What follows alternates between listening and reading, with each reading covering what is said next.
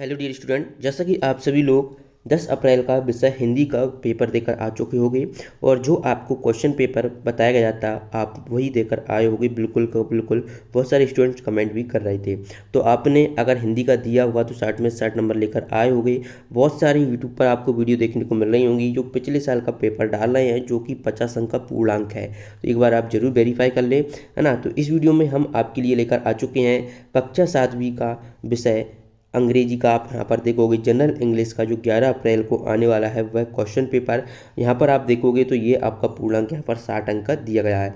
अब बहुत सारे स्टूडेंट बोलेंगे सर हमारे पास सेट ए आता है, हमारे पास सेट बी आता है, सी आता है, डी आता है। देखिए अपने पास सेट ए है अभी अवेलेबल, तो अब आपको क्या करना है, सेट बी भी ए से ही आएगा। तो अगर जो बच्चे सेट बी दे रहे हैं तो वो इसको देख लें, है ना, और इसी को याद कर लें। आप मिला लीजिएगा, आप हिंदी का जो सेट बी देख कर मिला लीजिए और जो हिंदी का मैंने सेट ए डाला है तो वो मैक्सिमम क्वेश्चन मेल खा रहे हैं, है ना। तो इसलिए इस वीडियो को आपको पूरा देखना है। फिर भी कुछ लोग, बहुत सारे स्टूडेंट्स कमेंट करते हैं कि सर हम क्या ये रियल है, या जो भी आपको कोई भी प्रश्न पूछना हो तो आपके लिए मैं, क्योंकि सभी प्रश्नों के उत्तर यहाँ पर देना पॉसिबल नहीं है, नहीं तो वीडियो पर जो कंटेंट है, जो आपको पेपर के सॉल्यूशन बताना है वो नहीं हो पाएगा। इसलिए आप चाहें तो मुझे इंस्टाग्राम पर मैसेज कर सकते हो, वहाँ पर, है ना, लिंक आपको डिस्क्रिप्शन बॉक्स में दी गई है इंस्टाग्राम की, वहाँ पर आपको सभी प्रश्नों के उत्तर दिए जाएंगे। ठीक है, आपको जो भी कुछ प्रश्न पूछना हो आप इंस्टाग्राम पर मुझे मैसेज कर सकते हो। चलिए देखते हैं इस क्वेश्चन पेपर को। और स्टूडेंट्स आपको बता दूं, अगर आप ये वीडियो को पूरा देखोगे तभी आपको समझ में आएगा। आपको इस वीडियो के बीच में या अंत में एक महत्वपूर्ण बात बताई जाएगी, या अगर आप वीडियो को स्किप करके देखोगे ना तो आपको कुछ भी नहीं आने वाला, इसलिए वीडियो को अंत तक देखना।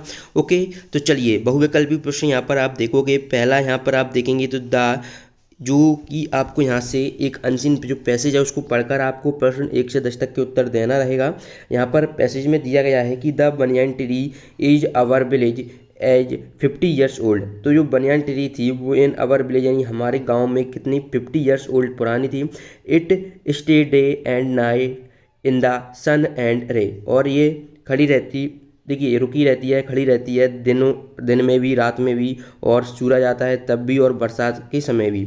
All village children play near it. और जो सभी बच्चे हैं जो गांव के वो क्या खेलते हैं इसके पास में।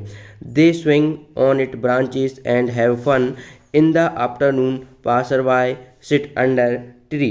दे rest of some time and move on. The tree is a home for many birds. Okay, जो ट्री पेड़ है वो क्या है, कई सारे बर्ड्स यानी पक्षियों का घर भी है। स्मॉल एनिमल्स एंड वैसे तो यही क्वेश्चन पेपर आएगा 10 तारीख को। ये तब आएगा जब जिन भी बच्चों का सेट ए है ना। तो जिन भी और बच्चे ये हैं जिनका सेट बी सी है तो वो मुझे वहाँ पर कमेंट पूछ सकते हैं, कोई प्रश्न वहाँ पर मैं उनका रिप्लाई दे दूँगा। क्योंकि अगर यहीं पर मैं सभी प्रश्नों के उत्तर दूंगा तो जो आपका पेपर में करना चाहिए उत्तर यहाँ पर नहीं हो पाएंगे कवर। ओके, तो यहाँ पर आप देख गए हैं तो निर्देश यहाँ पर दिए गए हैं आपको। वीडियो को पढ़कर नीचे दिए गए विकल्पों में से सही विकल्प चुनकर लिखना है और प्रत्येक प्रश्न के लिए एक अंक निर्धारित है। ध्यान दें, है ना। यहाँ पर पहला प्रश्न देखिए, अप्रिय कटुक कटोर शब्द नहीं कोई मुख से कहा करे, उक्त पंक्ति में कौन सा अलंकार है ना। तो इसका सही यहाँ पर आप आंसर देखेंगे तो पहले ऑप्शन देख लेते हैं। तो इसमें 4 ऑप्शन दिए गए हैं। ए है यमक अलंकार, बी है अनुप्रास अलंकार, सी है श्लेष अलंकार और डी है उपमा। तो इसका सही आंसर आप करोगे अनुप्रास अलंकार, यानी कि ऑप्शन बी आप बिल्कुल इसको सही आंसर होगा। इसके बाद देखिए दूसरा प्रश्न, रहे भावना ऐसी मेरी सत्य व्यवहार करूं। यहाँ पर आपको 4 ऑप्शन देखने को मिलेंगे। 4 ऑप्शन है। ऑप्शन ए में है सरल, ऑप्शन बी में है गरल, ऑप्शन सी में है सघन और ऑप्शन डी में है मगन, है ना। तो इसका सही आंसर होगा ऑप्शन ए सरल। तो यहाँ पर आप प्रश्न क्रमांक दूसरे का ऑप्शन ए सही करोगे। इसके बाद देखिए प्रश्न 3, दोहा छंद में विषम चरण कौन से हैं, कौन से हैं। यहाँ पर ऑप्शन ए में देखा है पहला दूसरा, दूसरा चौथा, पहला तीसरा और दूसरा तीसरा। ये स्टूडेंट ध्यान दें, ये टिक लग रहे हैं वो गलत भी हो सकते हैं। जब तक मैं ना बताऊंगा आप पहले से ना टिक करें, नहीं तो आप गलत कर आओगे अपने पेपर में, है ना। तो दोहा छंद में जो विषम चरण होते हैं वह आपका सी वाला ही रहेगा, पहला और तीसरा। चलिए अगला प्रश्न देखिए, प्रश्न 4, तुलसीदास ने संत को किसके समान कहा है। तो यहाँ पर आपको ऑप्शन ए में कौआ, ऑप्शन बी में हंस है, ऑप्शन सी में बगुला और ऑप्शन डी में कोयल है। तो तुलसीदास ने संत को किसके समान कहा है, तो हंस के समान कहा है। तो आप प्रश्न क्रमांक 4 का उत्तर करोगे ऑप्शन बी। इसके बाद देखिए अगला प्रश्न है आपका।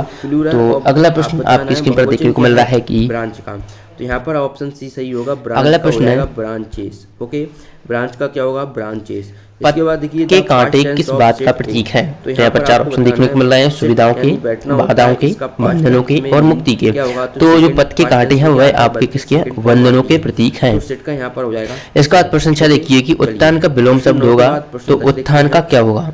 ठीक है, उत्थान यानी कि उठा हुआ, तो उठा हुआ का क्या होगा, है ना? तो या पतन होगा, गिरना होगा, चोटी होगी या ठहरना होगा, है ना? तो इसमें मुझे थोड़ा डाउट लग रहा है। उत्थान यानी कि उठा हुआ, है ना?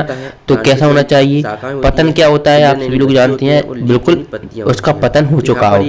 ठीक है, उत्थान एक उच्च लेवल होता है, बिल्कुल सबसे हाईएस्ट पीक रहती है, जबकि पतन लोएस्ट पीक रहती है। तो इस तरीके से आप वैसे इसको कर सकते हो, यही सही होना चाहिए। तो यहाँ पर आप प्रश्न 6 का आप वैसे भी कमेंट बॉक्स में बताइएगा। हमने आपको बता दिया है प्रश्न 6 का आप सही आंसर करोगे पतन। 11 से 20 तक। ओके, चलिए प्रश्न 6 के बाद देखते हैं प्रश्न क्रमांक 7। प्रश्न क्रमांक 7 है कि लाल कमलिनी से भरी वाक्य में विशेषण शब्द क्या है? तो यहाँ पर ऑप्शन ए में आपको लाल देखने को मिलेगा, ऑप्शन बी में है कमलिनी से भरी। तो विशेषण क्या होता है पहले आपको ये पता होना चाहिए, यानी कि एडजेक्टिव। ठीक है, एडजेक्टिव विशेषण क्या होता है? जो कि क्या नाउन यानी कि संज्ञा की विशेषता बताता है, विशेषण कहलाता है। किसकी बताता है? संज्ञा की। तो यहाँ पर संज्ञा क्या है? कमलिनी। ये क्या आपका संज्ञा है, यानी कि नाउन है। कमलिनी क्या एक नाम है, और नाम क्या होता है? संज्ञा के अंतर्गत आता है। तो संज्ञा की विशेषता कौन बता रहा है? लाल बता रहा है। कैसा है संज्ञा? लाल है। तो ये लाल क्या होगा? विशेषण होगा, है ना? तो ऑप्शन ए आपका सही उत्तर होगा, यानी कि प्रश्न क्रमांक 7 का आप सही उत्तर करोगे ऑप्शन ए लाल। 8वां प्रश्न देखिए कि 28 फरवरी को राष्ट्रीय विज्ञान दिवस क्यों मनाया जाता है? तो यहाँ पर आपको ऑप्शन ए में देखने को मिलेगा रमन प्रभाव खोज के उपलक्ष्य में, डॉक्टर वेंकट रमन की जयंती पर, डॉक्टर वेंकट रमन की पुण्यतिथि पर और डॉक्टर वेंकट रमन के नोबेल पुरस्कार मिलने पर। रमन प्रभाव आपका यहाँ पर सही उत्तर करोगे इसका, डॉक्टर रमन प्रभाव की खोज के उपलक्ष्य में। इसके बाद देखिए अग्रोहा नगरी में बसने पर परिवार को क्या देना पड़ता था? तो यहाँ पर ऑप्शन ए है धन, ऑप्शन बी है संपत्ति और यहाँ पर ऑप्शन सी आपका दिया गया है पत्थर और ऑप्शन डी है 1 ईंट और 1 रुपया। जो अग्रोहा नगरी में बसने पर परिवार को 1 ईंट और 1 रुपया देना पड़ता था। तो आप प्रश्न क्रमांक 9 का उत्तर इस तरीके से लिख लोगे। इसके बाद चलिए अगले प्रश्न की ओर बढ़ते हैं। अगला प्रश्न आपकी स्क्रीन पर देखने को मिल रहा है। प्रश्न में दिया गया है कि कृष्ण ने अर्जुन को उपदेश कहाँ दिया?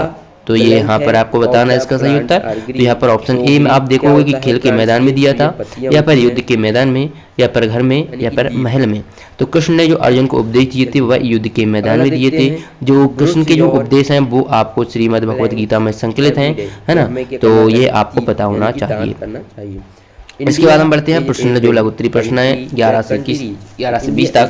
तो इनके प्रश्नों के उत्तर भी देख लेते हैं। बच्चों आपको कंप्लीट सॉल्यूशन बताया जा रहा है, तो जल्दी से इस वीडियो को अपने दोस्तों के साथ शेयर कर दो। यही क्वेश्चन पेपर आपका एग्जाम में आने वाला है, तो जल्दी से शेयर भी कर दो इस वीडियो को अपने दोस्तों के साथ। और आपको बता दें कि अगर आप हमें चाहते हैं कि आप हमें इंस्टा पर फॉलो करना चाहते हो तो लिंक आपको डिस्क्रिप्शन बॉक्स में दी गई है। इंस्टाग्राम आप चलाते होगे तो वहाँ पर हमें फॉलो कर ले, वहाँ पर आपको लेटेस्ट अपडेट देखने को मिलती रहती हैं। तो जाइए फटाफट से, आप जानना चाहते हैं कि मैं कौन हूँ, क्या करता हूँ, तो इसके लिए आप मुझे इंस्टाग्राम पर फॉलो कर सकते हो।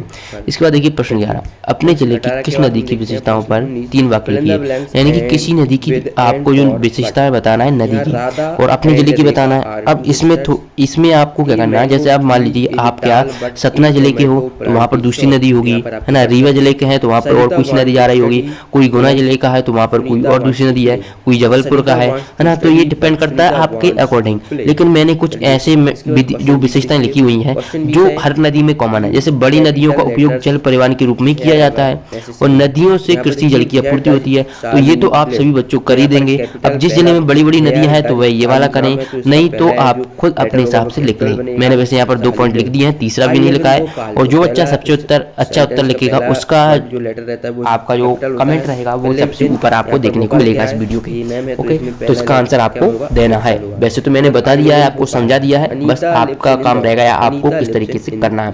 क्योंकि आपके जिले का मुझे पता नहीं कि आप किस जिले में रहते हो, है ना? कौन सी नदी है, जिला पता होता तो फिर मैं एक जिले का बना देता आप, है ना? लेकिन ऐसे पॉसिबल नहीं हो पाएगा। तो मैंने समझा दिया है और आप करना आपका काम है।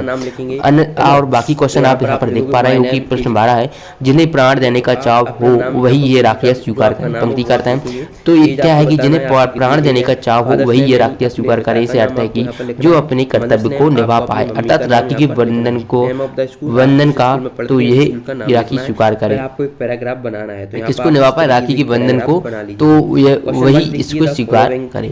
चलिए अगला देखिए प्रश्न 13। समय एक अमूल्य खजाना है, इसे खोना ही रोना है।